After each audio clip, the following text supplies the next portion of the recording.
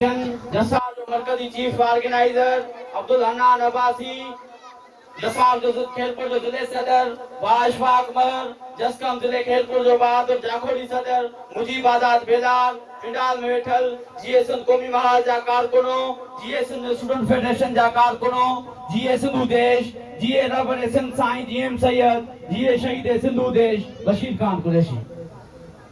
14 February मोहब्बतन जे उन आलमी ॾिण ते जीअं मोहब्बतन जे आलमी ॾिण ते आशिक पंहिंजे महबूबनि गुल तोहफ़े तौरु खणी वेंदा आहिनि ऐं उन आशिकनि जे ॾिण ते मोहब्बतनि जे आलमी ॾींहं ते असां धरती जा आशिक पंहिंजे दरिया जी बहाली जे लाइ सिंधु दरिया ते नवां केॾा लॾण जे ख़िलाफ़ इन जदोजहद में बि गॾु आहियूं, पर असां पंहिंजे शहीद साथियुनि खे बि कॾहिं कोन विसारियो आहे।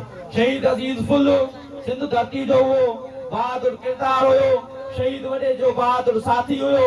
जिते भी धरती जो सॾु, जिते भी धरती जी वतन जी ॻाल्हि हुजे त हुन पंहिंजो गैर मामूली तौर ते किरदार अदा कयो। हिन वक़्तु सिंध तमामु घणी ॾुखी सूरत मां गुज़री रही आहे। असीं सम्झूं था पिया त हज़ारे हमलनि मां सिंध ते हज़ारे समय काउन मां ही जेको हमलो आहे सिंध ते उहो तमामु ख़तरनाक हमलो आहे। हिते न सिर्फ़ु असांजा केनाल करण जी साज़िश कई थी वञे, पर असांजी जेको आहे ग्रीन पाकिस्तान जे नाले में असांजी हज़ारे एकड़ ज़मीन जेकी आहे उहा फबाई पई वञे। असांजी मोहन जो माग असां खां खसियो पियो वञे। राजा डार जी रमन ऐं रवादारी वारी जेका धरती आहे उन ते जेको आहे मज़हब इंतहा पसंदी जो बिज छटे, हिते तशद्दुद पसंद रवैया लारा रखी करे सिंध खे वधीक जेको आहे गुलाम रखण जी साज़िश कई पई वञे। इनजे करे असीं सम्झूं था पिया मुल्ज़िम तंज़ीम जेका आहे उहा समूरनि मामलनि ऐं मसइलनि जो हल आहे। साथियों, जीएसएम कौमी महाल सां जुड़ो, सचाईअ सां, पंहिंजी पुख़्तगी सां, संजीदगीअ सां अचो त पंहिंजूं समूरियूं तवानायूं तंज़ीम लाइ वक़फ़ कयूं, जीएसएम कौमी महाल लाइ वक़फ़ कयूं ऐं दरिया जे लाइ गॾु थियूं। जेकॾहिं दरिया न रहंदो त असां बि न रहंदासीं। हालत हिन रियासत जी आहे तालीमी इदारनि जे अंदरि 2 खां 3 में जेको आहे 2 महीना थी विया आहिनि। सिंधु यूनिवर्सिटी मेरान यूनिवर्सिटी जेको आहे उहो पाणी जो बहानो ॼाणाए करे बंदि रखी वई।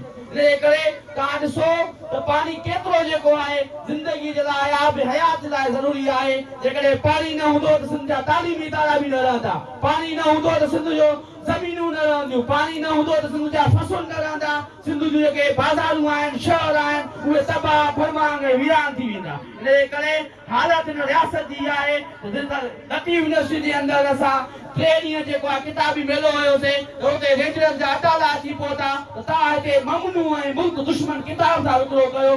असां चयोसीं जेका रियासत इल्म अदब ऐं शौक़ खां ख़ौफ़ज़दा थींदी आहे उहा रियासत घणो वक़्तु रही न आहे सघंदी। इनजे करे असीं सम्झूं था पिया ही रियासत किरंदी, एतिरी ज़ोरदार नमूने सां इहा रियासत किरंदी जो ॿिया मुल्क जेके आहिनि उहे हिन मां सबक़ वठंदा। इनजे करे असां पंहिंजूं सिफ़ूं दुरुस्त कयूं। साईं चीफ चयो तव्हां रुगो पंहिंजूं सिफ़ूं दुरुस्त कयो, ही मुल्क जा जेके हुकुमरान आहिनि ही पाण ई जेको आहे पाकिस्तान जो बेड़ो ॿोलींदा। हिन वक़्तु सिंध अहिड़ी सूरत में आहे, सिंध जा छकेनाल कढी करे सिंध खे बर्बाद करण जी जेका साज़िश कई पई वञे। 21 फरवरी ते हज़ारनि जी तइदाद में गॾु थियूं। असां सिर्फ़ 2 कलाक वेही करे फोटो सेशन करे कोन रवाना थींदासीं, बल्कि 24 कलाकनि जो धरणो आहे।